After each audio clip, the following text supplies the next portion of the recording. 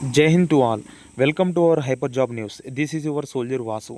ఈరోజు అయితే మీకు ఇస్తున్న ఇన్ఫర్మేషన్ ఏంటంటే, మనకైతే నవోదయ స్కూల్స్ నుంచి 2027-28 అకాడమిక్ ఇయర్కి 6th క్లాస్ అడ్మిషన్ కోసం ఆన్లైన్ అప్లికేషన్స్ అయితే స్టార్ట్ అయ్యాయి.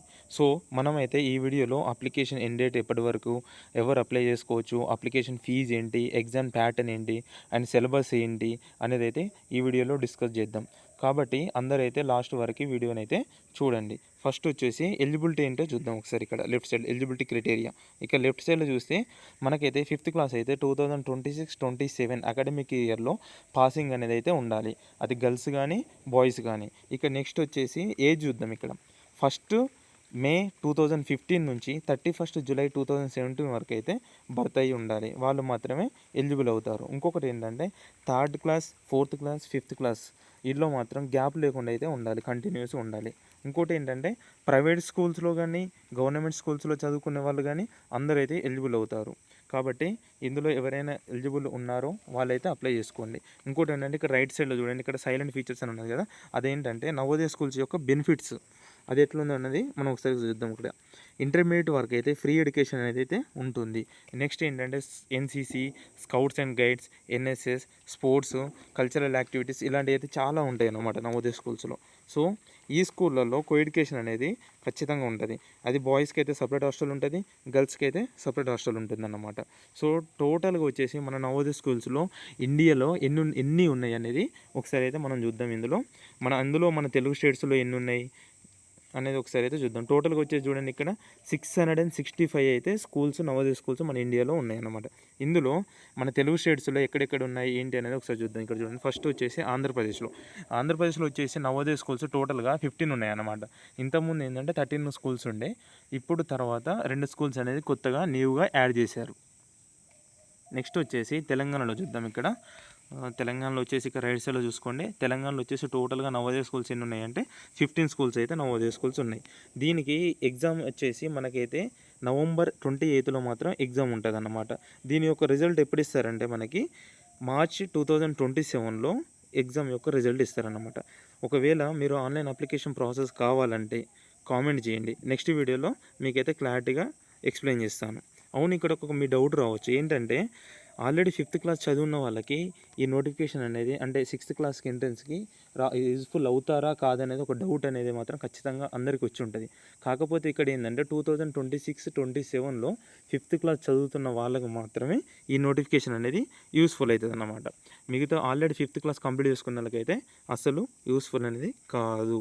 సో నెక్స్ట్ వచ్చేసి ఇక్కడ మనం ఎగ్జామ్ ప్యాటర్న్ అనేది ఎట్లా ఉంటుంది అనేది ఒకసారి చూద్దాం. ఎగ్జామ్ ప్యాటర్న్ వచ్చేసి ఏ విధంగా ఉంటుంది, ఎన్ని మార్క్స్ ఉంటాయి, టైమింగ్స్ ఏమి ఇస్తారు, ఏం సబ్జెక్ట్స్ అనేది ఒకసారి డిస్కస్ చేద్దాం. ఇందులో ఇక్కడ చూడండి, టోటల్గా అయితే మనకు వచ్చేసి 100 మార్క్స్ అనేది అయితే ఉంటుంది అన్నమాట. టోటల్గా ఎన్ని క్వశ్చన్స్, 80 క్వశ్చన్స్కి 100 మార్క్స్ ఉంటుంది. వాళ్ళకి ఇచ్చిన టైం ఏంటంటే 2 అవర్స్ టైం ఉంటుంది అనమాట.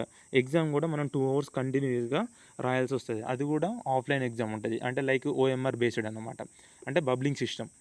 సో ఇక్కడ చూడండి, సబ్జెక్ట్ వచ్చేసి చూద్దాం మనం. ఇక్కడ mental ability test and environmental studies, దీని నుంచి అయితే మనకి 40 క్వశ్చన్స్ వస్తాయి.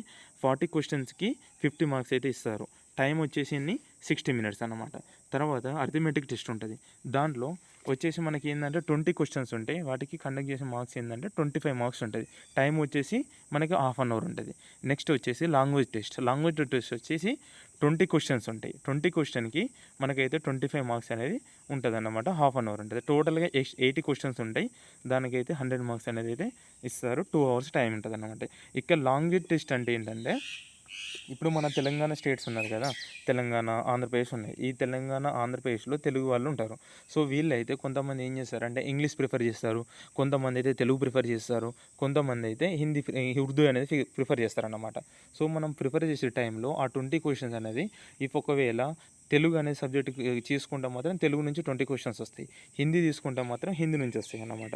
ఇందులో అయితే ఇంకొకటి ఏంటంటే, ఇప్పుడు మనం ఎగ్జామ్ రాసే ప్యాటర్న్లో ఏ మీడియం ఎందులో రాసుకోవచ్చు, పేపర్ ఏ విధంగా రాసుకోవాలనేది ఒకసారి ఇక్కడ చూద్దాం. చూడండి, ఇక్కడ ఆంధ్రప్రదేశ్లో వచ్చేసి ఏంటంటే లాంగ్వేజెస్ ఏమున్నాయి, హిందీలో రాసుకోవచ్చు, ఇంగ్లీష్లో రాసుకోవచ్చు, తెలుగులో రాసుకోవచ్చు, మరాఠీ రాసుకోవచ్చు, ఉర్దూ రాయొచ్చు, ఒరియా అండ్ కన్నడ కూడా రాసుకోవచ్చు అన్నమాట. తెలంగాణలో వచ్చేసి ఇక్కడ చూడండి, తెలంగాణ వాళ్ళకైతే హిందీ ఉంది, ఇంగ్లీష్ ఉంది, తెలుగు ఉంది, కన్నడ ఉంది, మరాఠీ ఉంది, ఉర్దూ ఉంది అన్నమాట.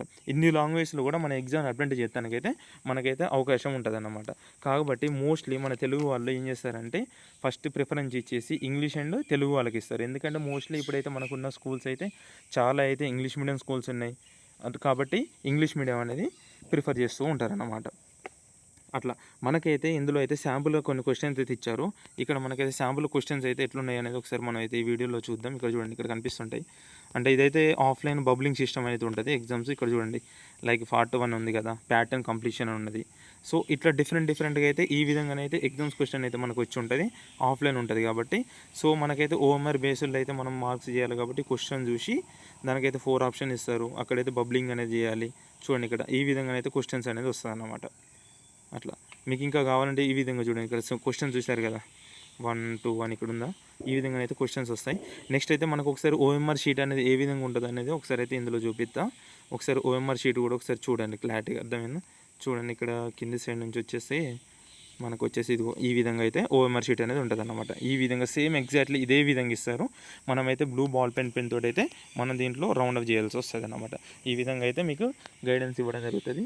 సో కొంచెం మంచిగా చూసి దాన్ని అయితే చేయకండి. ఈ విధంగా అయితే ఉంటుంది ఓఎంఆర్ షీట్ అనేది, అర్థమైందా. సో ఇట్లా ఎవరైతే అప్లై చేయాలనుకుంటున్నారో డిస్క్రిప్షన్లో అయితే నేను లింక్ ఇస్తాను, దాని ద్వారా అప్లై చేసుకోండి. అప్లికేషన్ లాస్ట్ డేట్ వచ్చేసి మనకైతే 31 జూలై 2026 అయితే అప్పటి వరకు అయితే ఉన్నదన్నమాట. సో ఫ్రెండ్స్, అప్లై చేసే వాళ్ళు ఫాస్ట్గా అయితే అప్లై చేసుకోండి, ఓకేనా. వీడియో నచ్చితే లైక్ చేయండి, డౌట్ ఉంటే కామెంట్ చేయండి, మీకు తెలిసిన వాళ్ళకైతే షేర్ చేయండి. ఇంకా ఇలాంటి అప్డేట్స్ కోసం మన ఛానల్ని సబ్స్క్రైబ్ చేసుకోండి. Thank you to all. జై హింద్.